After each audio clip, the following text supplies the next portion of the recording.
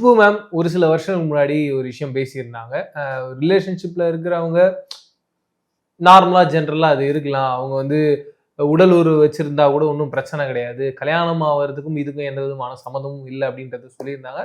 அப்ப அது பயங்கர கான்ட்ரோவர்சியா இருந்தது. மறுபடியும் அதே டாபிக் அவங்க பேசியிருக்காங்க. அந்த ஸ்டாண்ட்ல அவங்க ரொம்ப ஸ்ட்ராங்கா இருக்காங்க.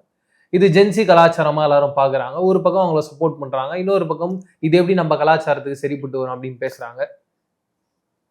இல்லை, அவங்க எடுத்து சொன்ன விஷயத்துக்குள்ளே எவ்வளோ அர்த்தங்கள் இருக்குங்கிறத தயவுசெய்து புரிஞ்சுக்கணும். அது யாரும் புரிஞ்சுக்க மாட்டேன்னு நினைக்கிறேன் நான். இதை ஆக்சுவலாக எஜுகேஷனுங்கிறது வந்து அந்த லெவலில் வந்து கம்மியாக இருக்குன்னு நினைக்கிறேன். புரிதல்கள் இல்லாமல் இருக்கு. அவங்களும் அதை சொல்றாங்க. பேரண்ட்ஸே சொல்லணும். கண்டிப்பாக அவங்க சொல்கிறதுல வந்து கரெக்டான ஒரு வியூ பாயிண்ட்ல தான் சொல்கிறாங்க. 2005 ஒரு விஷயத்த சொன்னாங்க. இப்போவும் அந்த ஸ்டாண்டில் தான் நான் இருக்கேன், தான் ஸ்ட்ராங்காக இருக்கேன்னு சொல்கிற போது அது உண்மையை பாராட்டலான்னு நினைக்கிறேன் குஷ்பு அவர்களை. காரணம் கேட்டோம்னா, பெங்களூரில் இப்போ கடந்த மாதம் பார்த்தோம்னா ஒரு 7000 பேருக்கு வந்து எய்ட்ஸ் இருக்கிறதா ஒரு தகவல் சொல்கிறாங்க.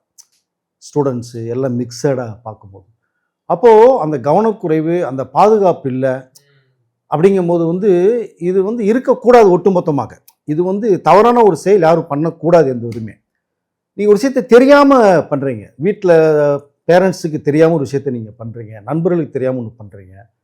இப்போ இந்த கலாச்சாரமே மாறி போயிட்டுருக்கு. ரொம்ப யங்ஸ்டர்ஸ்லாம் ஒரு மோசமான ஒரு ரூட்டில் போகிறாங்க. அது ரொம்ப தவறு, கண்ணை மூடிட்டு போகிறாங்க. அதுக்கான ரிசல்ட் தான் இது. எஸ், இந்த 7000 பேர் கர்நாடகாவில். இப்போ இங்கே தமிழ்நாட்டில் எத்தனை பேர்னு தெரியாது, எடுத்து பார்த்தா தான் தெரியும். நீங்கள் ஒட்டுமொத்தமாக உலக லெவல்லையே வந்து இது ரொம்ப பாதிப்புக்குள்ளாயிட்டு இருக்கிற விஷயம். நீங்கள் கண்ணுக்கு தெரியாமல் இருக்கும். நீங்கள் ஒரு 72 ஹவர்ஸ்க்கு அப்புறம் முன்னாடியே தெரிஞ்சுக்கிட்டா அதுக்கு மெடிசன் இருக்குன்றாங்க. 72 ஹவர்ஸ்க்கு தெரிஞ்சதுன்னா மெடிசன் இல்லைன்றது மாதிரி போகுது. உங்களுக்கு ட்ரீட்மெண்ட் ஹெவியாக போகும், சிக்கல்கள் நிறையா இருக்குது. இதெல்லாம் பாதிப்பு உள்ளது யார்? அது இது பேரண்ட்ஸ் இருந்தால் அவமானத்தில் சூசைட் பண்ணிக்க மாட்டாங்களா? அவங்க பாவம் தாங்க முடியாது. இது ரொம்ப கொடூரமான நோய். கொடூரமான வேற. நம்ம ஆதி நடிச்சிருப்பாரு பாத்தீங்களா, மிருகம்ன்ற படத்துல. பயமா இருக்கும் அந்த படம். பாத்தீங்கன்னா மனுஷன் கல்லு மாதிரி இருப்பாரு, அப்படியே கரைஞ்சிருவாரு, அப்புறம் அப்படியே உருக்கிட்டு போயிடும். ஸ்லோ பாய்சன் மாதிரி சாகடிக்கும். இதை தான் வந்து குஷ்பு மேடம் என்ன சொல்றாங்கன்னா, அவங்கள அறிவு கொஞ்சம் வளர்த்துடணும் இந்த மாதிரி ஒரு விஷயங்கள்ல.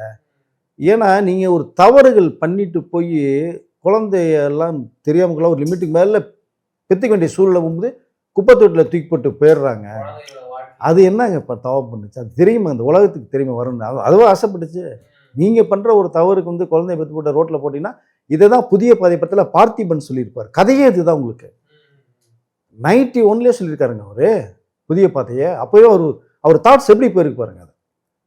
ஸோ ஆனால் அந்த ஒரு விஷயத்தை தான் எடுக்கிறாங்க. நீங்கள் முன்னெச்சரிக்கையாக இருக்கணும், பண்ணக்கூடாதுன்னு சொல்கிறாங்க.